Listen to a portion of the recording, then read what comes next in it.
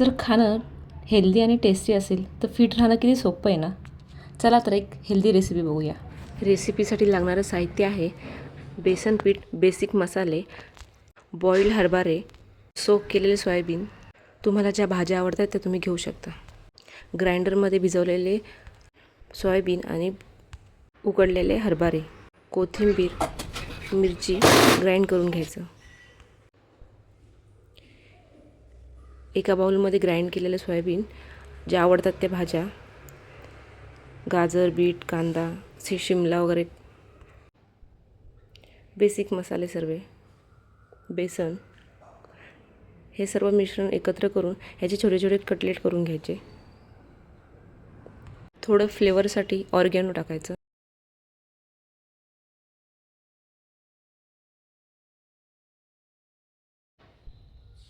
एका पॅनवरती बटर किंवा तूप लावून ते शालू फ्राय करून घेऊया. एक बेसिक सॉस पण करून घेऊया. दही, चिली फ्लेक्स, ऑर्गॅनो, जिरेपूड, होममेड सॉस हे मिक्स करून घ्यायचं. हेल्दी रेसिपी असल्यामुळे ब्राऊन ब्रेड घेतला आहे, त्याच्यावरती ते स्प्रेड करायचं आणि कटलेट ठेवायचे.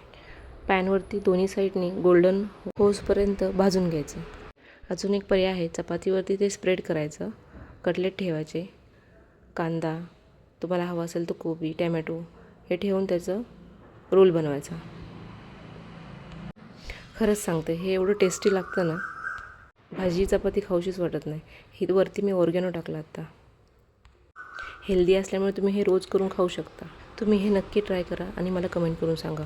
हे लहान मुलांना पण खूप आवडतं. अशाच हेल्दी रेसिपीसाठी मला फॉलो करा. थँक्यू.